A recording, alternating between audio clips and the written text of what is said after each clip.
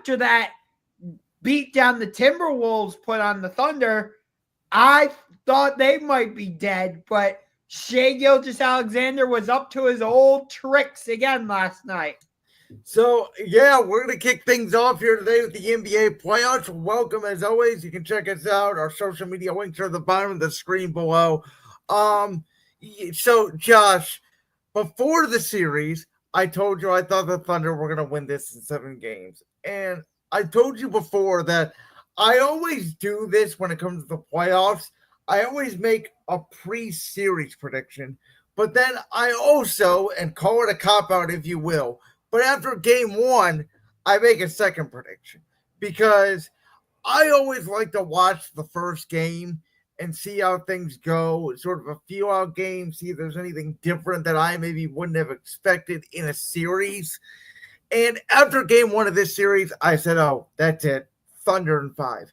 I was like, Minnesota does not match up with Oklahoma City. They may have good depth.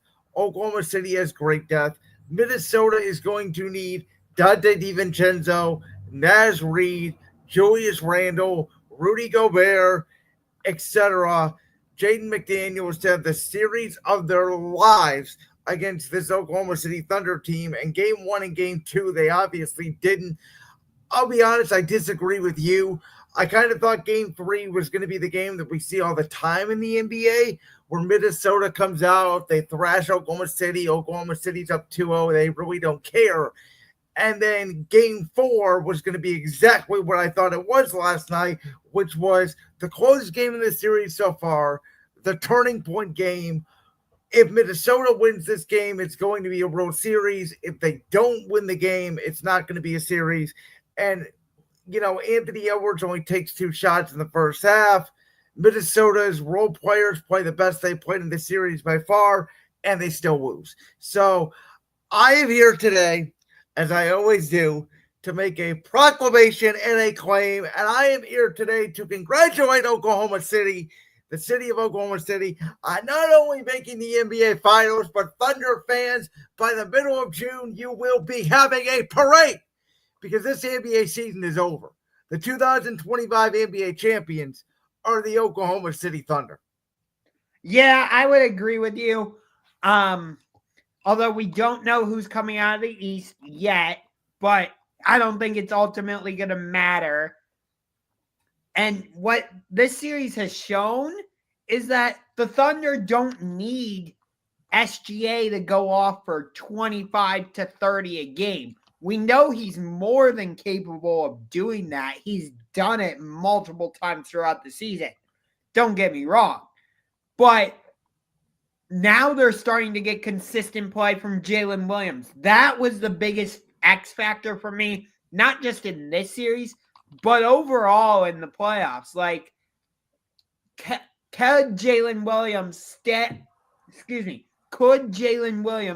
up to the plate and become the Robin to SGA's Batman? I don't think of it like that. I think Jaden Williams is actually their 3rd best player. I think Shed is their number 2. Jaden may score more than Shed. Isaiah Hartenstein is a good rim protector, and I know they got off to that good start early in the year without Holmgren. But when you get in these playoff matchups with Gobert and Randall and Jokic, like they have needed Holmgren's size way more, in my opinion, than they needed Jalen Williams' scoring output, which they have needed, but not as much as they need Holmgren's size because they do get bullied when he's not on the court. Yes. I'll tell you who the real X factor has been, though, outside of Jalen Williams. Alex Caruso coming off the bench. Absolutely. He's a champion with the Lakers in 2020. Call it what you want, a Mickey Mouse title or not. The fact is, it's on his resume. He was in that bubble. He was around LeBron James and Anthony Davis. He has championship winning pedigree. I never thought the Lakers should have let him go. And he is doing for this Thunder team exactly what he did for that Laker team in 2020, which is come in, bring energy off the bench, not only play great defense, but by the way, his 3-point shot and his scoring game overall has improved tremendously. Yeah. And that's where I think Oklahoma City has the strength over the other three teams remaining in the playoffs is their bench. The fact that they have so many guys who can come in and beat you. And here's, it's not just that they have so many guys, it's so many of the same type of guys. Lou Dort, Alex Caruso, both of the Jalen Williams. You know, these long wing defenders that get up in your grill and defend and don't give them space. Then they have two big guys, Holmgren, Harvenstein, down low. And as great as SGA is, he's more of a, he could be a playmaker. He almost had a triple-double last night, but he can score with ease. Very similar style to all of the way the other guys play, just SGA is more talented than the rest of those guys in the core. So they really are a team. They have been a team all season long, and it's why, you know, they have 11 wins now in the postseason plus 68 regular season. That's 79 wins, and I think 17 with 3 losses in the postseason. There's a reason for that. As I said last week, they're the best team in basketball. They have been, and they're showing it this postseason. Yeah. If they face the Pacers in the NBA Finals, that series might go to 6. I think it would look a lot like this series because I think Indiana is built very similar to Minnesota, except that I think Ant's style is obviously different than Halliburton. But Indiana does have depth, right? We talked about Neesmith and Nembhard and Obi Toppin and McConnell and Benedict Margarine. And they do have Siakam and they do have Turner. But it's like those guys are more like Minnesota's role players. We're like, you think DiVincenzo's going to play better at home, which he does, and McDaniels in that. Where Oklahoma City's guys, it doesn't matter essentially road or home. They don't lose close games. If you think about it, the only real games Oklahoma City has lost this postseason, obviously, 3 to Denver and then in game 3 to Minnesota, they've all been, 10, 15, 20-point blowouts? I think so, although I think the 3 games against Denver were relatively close because it took an Aaron Gordon buzzer beater in game 1. I remember that. Yeah, game 1, right. Game 3 was overtime. If you remember, I think it was game 6, they killed them to get to the game 7. And then obviously, game 3 against the T-Wolves. I want to talk about this for a second because I get it. Anthony Edwards is 23 years old. If you weren't going to bring this up, I was going to. He's a very young player. He's doing things that arguably we've never seen a young player do outside of LeBron because Michael Jordan did not even have this much success early in his career that Anthony Edwards had going to back-to-back conference finals. But let me be honest here, folks. Anthony Edwards is a front-runner trash talker. Anthony Edwards, when he feels confident, when he gets a Kevin Durant in a series and he's up 1-0, or he gets Jokic last year, or he gets LeBron and Luka or the Golden State crew this year, and he gets it going, yes, he is one of the most electric players in the NBA, and yes, he does trash talk. But like last year in the Western Conference Finals against Dallas, got significantly outplayed by Luka in game 1. They go down 1-0 in that series. You don't hear a lot about Anthony Edwards in the rest of that series. This series against Oklahoma City, again, game 4 in your house, down 2-1, kind of the swing game of the series. You only shoot two field goal attempts in the first half. You only shoot 13 shots the whole game. You don't play aggressively. You're not trash talking on the court. And maybe this will grow with age, or maybe this is who Anthony Edwards is, which I'm sorry, all of this, he's the next Michael Jordan and he's a great trash talker and all this. Maybe it's just, yeah, he's great when his team is winning, but when he's behind, he turns back into like this 23-year-old Frady cat. By the way, I looked it up. Denver won game 6 by 12. So Okay, kind of but it's still a double-digit lead. I mean, yes. if you remember right, Oklahoma City came back or would have been in the fourth quarter. The game was out of hand. Yes. But to piggyback off of what you were saying, that's not quite the direction I thought you were going in. But for the most part, I agree with you.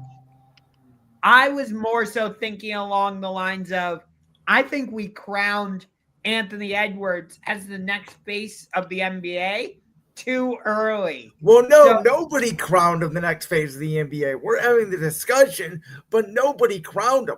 I told you all along, I don't care who wins the championship. The best player in the NBA is the guy out in Denver who's 7'3". Now, in terms of face of the NBA and personality, I said, and as the best chance, I said I think it will probably be Victor Wembanyama because I think he's so captivating at 7'5", and I think he has the personality to do it when the Spurs, get good again. I think Cooper Flag has a good chance, especially now that he's in Dallas. But it was never about crowning Ant the next phase of the league. What I said was, if he wins the championship, he definitely will be next in line because he will have proven that he would have gone through LeBron, Luka, Durant, Steph, Jokic, SGA, potentially Jalen Brunson, Iris Albert, everybody who he's faced in his path the last 2 years. But to my knowledge, he wasn't crowned yet. A lot of people were like crowning him already as the next. I disagree with that. I think it was more of a discussion of he has the best look to be the next face in the NBA, but the whole conversation was that he doesn't want it. Let me rephrase. You specifically didn't say he's the next face of the NBA, but a lot of the conversation I was hearing was him already being crowned the next face of the NBA. No, I disagree. I think the conversation in the national media was he should be the next face. It's not he is, it's he should be. Those are two different things, and that he doesn't want it. That part see, that's the thing. I agree with what you're saying, that the discussion was more so he should be, but let me say it like this. I agree that the conversation should have been what you are saying. Let me phrase it like that. But what I'm saying the conversation is. I did not hear anybody come out and definitively say that guy's the next phase of the NBA. See, that's where I heard differently, because I was hearing already from some of the talking heads like he is the next phase. But either way though,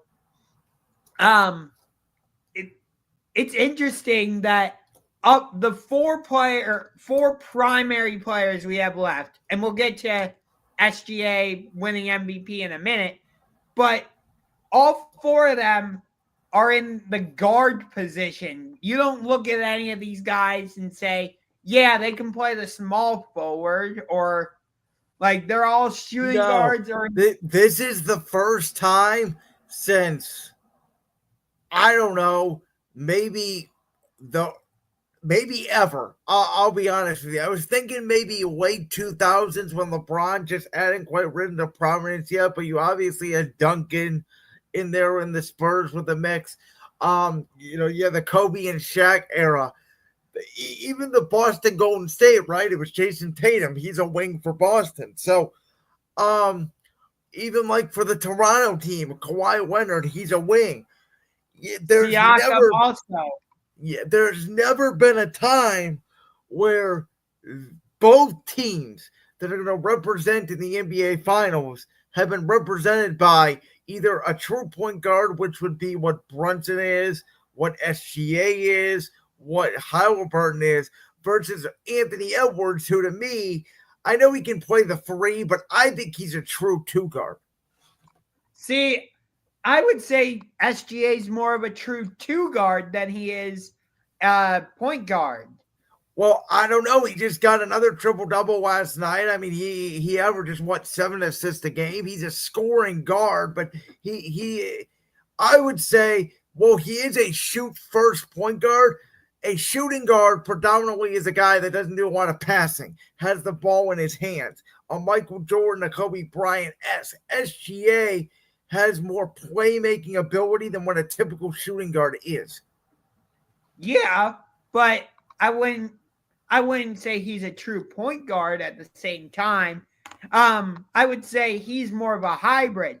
But in terms of the actual series, I think it ends Wednesday in OKC. This series is not going back to Minnesota for a game 6.